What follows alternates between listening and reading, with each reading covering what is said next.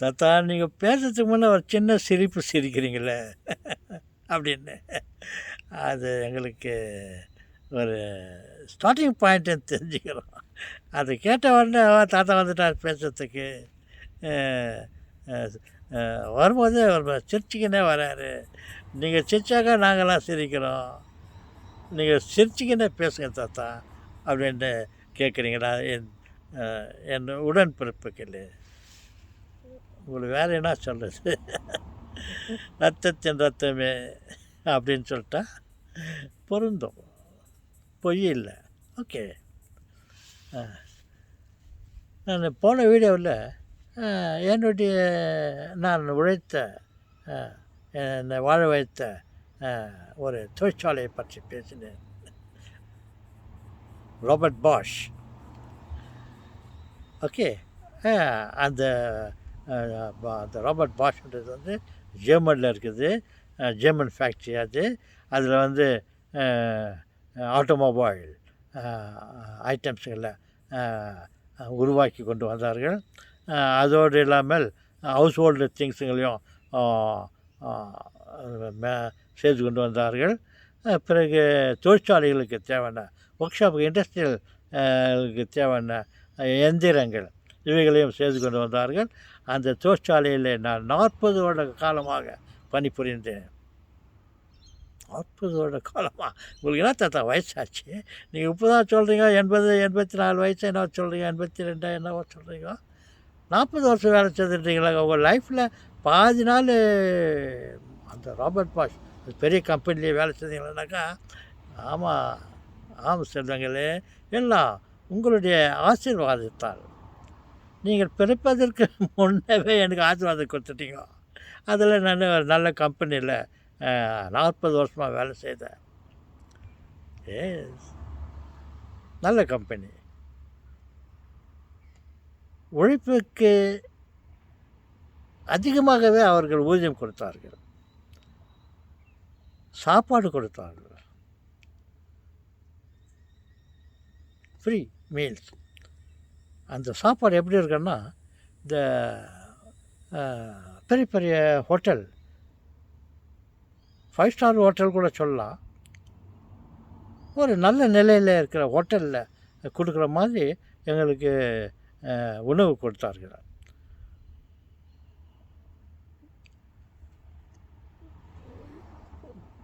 உணவு, காலை உணவு, மாலை உணவு, இரவு உணவு, 3 ஷிஃப்ட்டுங்களில் வேலை செய்கிறவங்களுக்கு 3 முறையும் சாப்பாடு, காஃபி, டீ, பால்,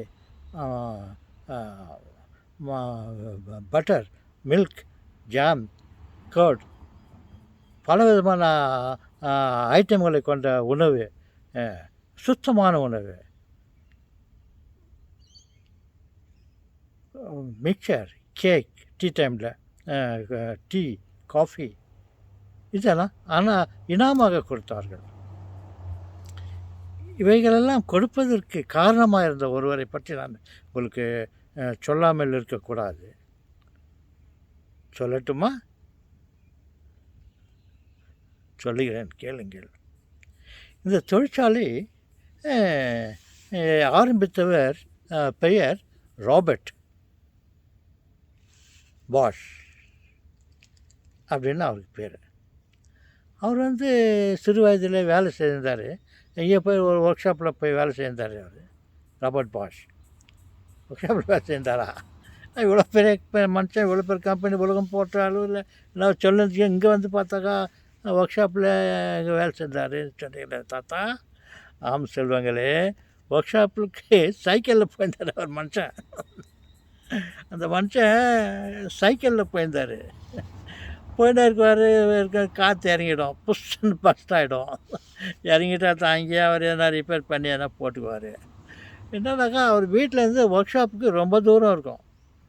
அவர் சைக்கிளில்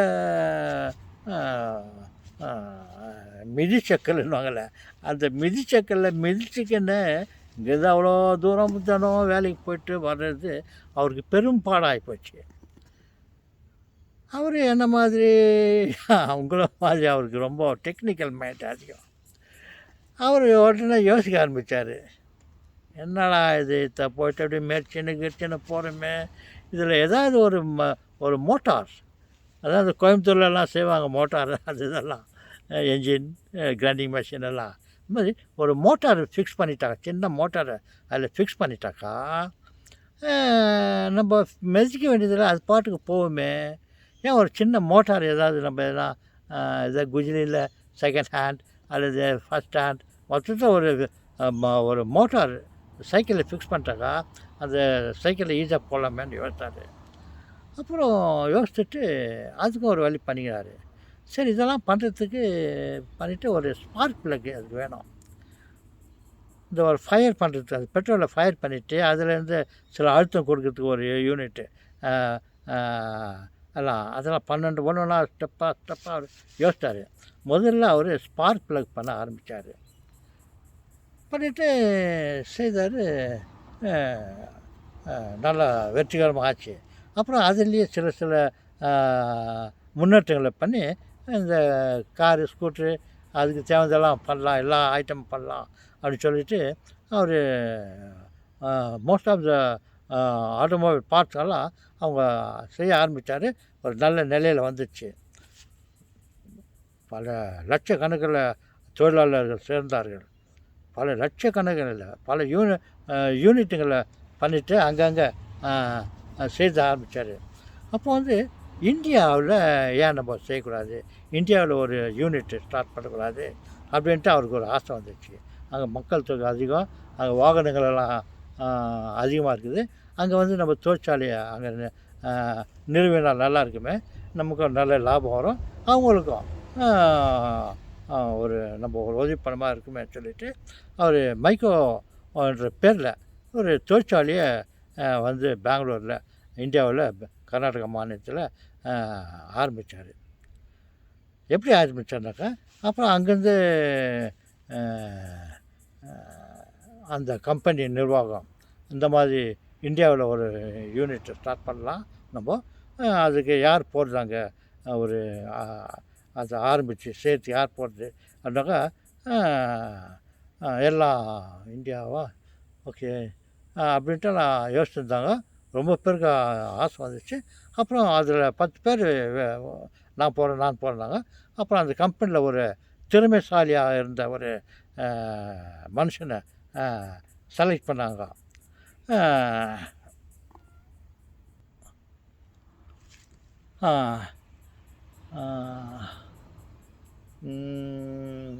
அவர் பேர் அவர் ஈஸியாக மறக்கக்கூடாது. உடனே சரி, மிஸ்டர் லாங், அவர் பேர் லாங்கு இல்லை, லாங் ஷாட்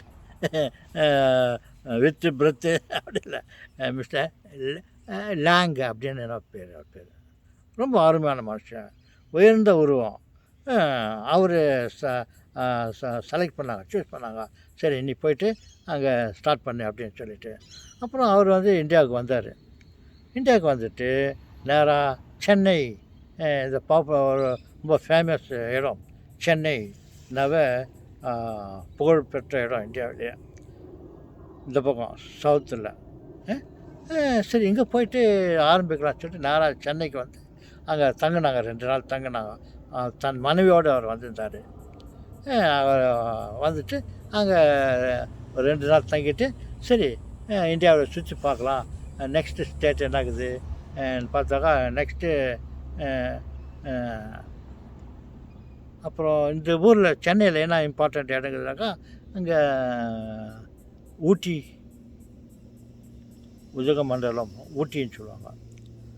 ஊட்டின்னு எல்லாம் ஒரு இடம் இருக்குது, அது ரொம்ப நல்ல பிளேஸாக கேள்விப்பட்டார்.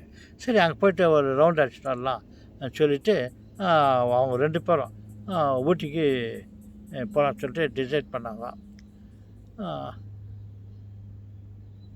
அப்புறம் வர வழியில் பெங்களூர் தாண்டி தான் அங்கே ஊட்டிக்கு போனோம். இந்த பக்கம் மைசூருக்கு போயிட்டு அங்கேருந்து கோயம்புத்தூர் அந்த பக்கம் மேட்டுப்பாளையம் போயிட்டு ஊட்டிக்கு போனோம். அவங்க பெங்களூருக்கு வந்தாங்க. சென்னையிலேருந்து நேராக பெங்களூருக்கு வந்துட்டு இங்கே ஒரு 2 நாள் தங்கினாங்க. 2 நாள் தங்கினோடனே அவங்களுக்கு அந்த கிளைமேட்டெல்லாம் ரொம்ப பிடிச்சிடுச்சு. நல்லா கூலாக இருந்தது பெங்களூர், நார்மல் டெம்பரேச்சர். அதிகம் வெயிலும் இல்லை, அதிகம் கோல்டும் இல்லை, மழை இல்லை, வெயில் இல்லை. ரொம்ப நல்ல இடம் இது. இங்கே ஏன் நம்ம ஸ்டார்ட் பண்ணக்கூடாதுன்னு சொல்லிட்டு அவங்க விருப்பப்பட்டு, சரி அங்கே ஒரு இடத்துல ஆடுகோடின்ற ஒரு இடத்துல அவங்க ஆல்ட் பண்ணிவிட்டு அங்கே சுற்றி பார்த்தாங்க. நிறையா இடம் இருந்துச்சு. இந்த இடத்துல நம்ம பண்ணலாமே, இந்த இடத்துக்கு சொந்தக்காரர் யார், இந்த இடத்த கேட்கலாமேன்னு சொல்லி கேட்டு அவங்க அந்த இடத்த வாங்கிட்டு அந்த இடத்துல ஒரு தொழிற்சாலையை ஆரம்பித்தாங்க. ஆரம்பிச்சுட்டு அது ஒரு அதை ஆரம்பிச்சுட்டு சரி மற்ற இன்னும் கொஞ்சம் அப்படி இங்கே அங்கே சுற்றி பார்க்கலாம் சொல்லிவிட்டு அந்த ஓய்வு சமயத்தில் ஏன்னா போய்ட்டு வரலாம்னு சொல்லிட்டு நேரம் இங்கேருந்து ஊட்டிக்கு போனாங்க. பெங்களூர்லேருந்து ஊட்டிக்கு போயிட்டு அந்த ஊட்டியெல்லாம் பார்த்துட்டு வரலான்ட்டு தன் மனைவியோடு அவர் ஊட்டிக்கு போனார். ஊட்டிக்கு போயிட்டு ஊட்டியெல்லாம் பார்த்துட்டு அவங்க திரும்பி வரலான்னு சொல்லிட்டு வரும்போது அந்த வழியில் ஒரு பெரிய விபத்து ஆகிட்டு, ஒரு ஆக்சிடெண்ட் ஆகிட்டு அந்த இடத்துலையே அவங்க 2 பேரும் செத்து போயிட்டாங்க. அது பெரிய விஷயம். அது பறையோட சுருக்கமாக சொல்லிட்டேன். அந்த மாதிரி அவங்க அது ஊட்டியிலேருந்து கீழே வரும்போது ஒரு பெரிய கார் விபத்தில் இருந்த மூலிமா நம்ம தன் மரணத்தை சந்திச்சுட்டாங்க. அப்புறம் அவர் இருக்கும்போது ஆரம்பித்த காலத்தில் ஜனங்கள்லாம் ஒர்க்கர்ஸ் எல்லாம் ஒர்க் பண்ணிப்பாங்க. அவர் ஒர்க் ஷாப்பு அந்த லன்ச் டைமில் அப்படியே ஒரு வெளியே ஜனங்கள்லாம் ஒர்க்கர்ஸ்கெல்லாம் அப்படி வெளியே அங்கே கல் மேலே அங்கே உட்காந்துக்கின்னு அவங்க சாப்பிட்டுருப்பாங்க. சரி இவங்கெல்லாம் என்ன சாப்பிட்றாங்கோ Indians, what type of meals they're having சொல்லிட்டு அப்படியே பார்த்தா ஒருத்தர் சின்ன சின்ன டிஃபன் கேரியரில் சம் ஃபுட்டு. அந்த நைட்டு காலையில் 6 o'clock வேலை ஆரம்பிச்சிடும். அதனால் நைட்டை கொஞ்சம் சாப்பாடெல்லாம் ரைஸ் எல்லாம் பண்ணிவிட்டு கொஞ்சம் டப்பாவில் போட்டு வச்சுட்டு காலையில் எடுத்து வந்துடுவாங்க. சிலர் இட்லி ஏதாவது பழைய சாப்பாடு புதுசு அது இதெல்லாம் கலந்து சாப்பிடுவாங்க. அது அப்படியே எல்லோரும் பார்த்துருக்கும் போது இது என்ன இதுனாக்கா இது ரைஸ் இது அப்படின்ட்டு சொல்லும். கேன் ஐ டேஸ்ட் இட்டுன்ட்டு சாப்பிட்டு பார்க்கலாமா என்ன கேட்டோன்னா எல்லாம் அதான் சாருன்னு சொல்லிட்டு எல்லாம் கொடுத்தாங்க. அப்புறம் வாங்கிட்டு 2 ஸ்பூன் வாங்கி சாப்பிட்டு பார்த்தா கொஞ்சம் எல்லாம் பழசாகிட்டுருந்துச்சு. ராத்திரி செய்து வச்சது சூடாக மூடி வச்சது காலையில் மூச்சு அடிச்சிட்டு இருந்துச்சு. அப்புறம் okay what is that, this is Indian cake, idli, what is this is dosa, oh my God, இதெல்லாம் இவங்க சாப்பிட்னு வேலை செய்யணுமே, அவங்களுக்கு என்ன சக்தி கிடைக்கும், தே ஷுட் ஹாவ் என்ன ஹெல்த்தி ஃபுட்டு. இன்னும் ஒரு 2 நிமிஷம் யோசிச்சுட்டு பக்கத்தில் நான் அவங்க சிஷியனுங்க மற்ற ஆஃபீஸர்களும் அப்படி கூட வந்திருந்தாங்க. அப்புறம் அவங்கக்கிட்ட இந்த மாதிரி இவங்க இதெல்லாம் சாப்பிட்றாங்களா, நல்லா ஈஸிட்டு ஹெல்த்தி ஃபுட் கேட்டதுக்கு S anyhow eating these are all not so healthy அப்படி இப்படின்னு. அப்புறம் so why not we provide healthy food அப்படின்ட்டு சொன்னார். அவங்கெல்லாம் நீங்கள் இஷ்டப்பட்டு நீங்கள் கொடுத்தீங்கன்னாக்கா அது ரொம்ப நல்லாயிருக்கும் அப்படின்னு ஓகே சொல்லிட்டீங்களா பேசிட்டு போயிட்டு உள்ளே போயிட்டு உடனே இந்த இவங்களுக்கு ஏதாவது healthy food bread jam butter இந்த மாதிரி எல்லாம் எதாவது கொடுக்கலாம். இந்த மத்தியானத்தில் அவங்களுக்கு ஃபுட்டு கொடுக்கலாம். நைட்டில் இது மாதிரி மத்தியானத்தில் ஒரு 10 மணிக்கு அவங்களுக்கு டீ வேணும், டீ கொடுக்கலாம். லன்ச்சு கொடுக்கலாம். ஈவினிங்கில் டீ, கேக், மிக்சர், பன் இதுக்கெல்லாம் கொடுக்கலாம். நைட்டு அவங்களுக்கு சாப்பாடு கொடுக்கலாம். அது ஏற்பாடு பண்ணுங்க சொன்னோடனே அப்போது ஏற்பாடு பண்ணிவிட்டு பிகினிங்கில் எல்லாருக்கும் அதுதான் ஒரு சின்ன அளவில் ஒரு 6 பைசே காஃபி, ஒரு 10 பைசே காஃபி 6 பைசே டீ, ஒரு பன் 6 பைசே கொடுத்தா பன்னு, 6 பைசே கூப்பன் கொடுத்தாங்க மிக்சர் அப்படின்னு சொல்லிட்டு ஜஸ்ட் ஆரம்பிச்சுட்டு அப்புறமா ச்சே இதெல்லாம் என்னத்துக்கு அவங்ககிட்ட காசு வாங்கணும்னு சொல்லிட்டு காசு வேணாம்னு சொல்லிட்டு இவங்களுக்காக வெளியில் காம்பவுண்டில் ரோட்டில் இங்கே கல் மேலே மண் மேலெல்லாம் உட்காந்து சாப்பிட்றதெல்லாம் வேணாம். தே ஷுட் ஹேவ் ஒரு நல்ல பிளேஸில் உட்காந்து சொல்லிட்டு ஒரு பெரிய கேன்டீன், அது ஒரு 5 ஸ்டார் ஹோட்டல் கூட நீங்கள் எங்கேயும் பார்த்துருக்க மாட்டீங்க. அந்த அளவில் பிரமாதமான கேன்டீனை கட்டிட்டு ரொம்ப சிஸ்டமேட்டிக்காக ஃபுட்டு செய்கிறதுக்கு மெஷினரிஸுங்கெல்லாம் அரேஞ்ச் பண்ணி எங்களுக்கு இந்த மாதிரி உணவை அவர் கொடுத்துருந்தார். அப்படிப்பட்ட மனுஷன் மிஸ்டர் லேங். அப்படி ஆரம்பித்த காலத்தில் நான் வேலைக்கு போய் சேர்ந்தேன். எனக்கு 18 வயசு இருக்கும்போது நான் போய் சேர்ந்தேன். 1960 நான் போய் வேலைக்கு சேர்ந்தேன். அப்போ இருந்து 2000 வருஷம் வரலையும் நான் அங்கே 40 வருஷமாக நான் வேலை செய்தேன். செல்வங்களே, இப்பொழுது அந்த தொழிற்சாலை மிகவும் நல்ல நிலையில் இருக்கிறது. நீங்கள் கேள்விப்பட்டிருப்பீங்க. அந்த தொழிற்சாலையை மைக்கோன்ற பேரில் ராபர்ட் மைக்கோ பாஷ் சொல்லிட்டு ஆடுகோடி, பெங்களூர், கர்நாடகா மாநிலம், இந்தியா இந்த இடத்துல அதை ஆரம்பித்தாங்க. நான் இவ்வளோ நாள் வேலை செய்திருந்தேன். ஓகே செல்வங்களே, இதோட முடிச்சுக்கின்னு வேறு வீடியோ எதாவது பேசலாமா? வணக்கம்.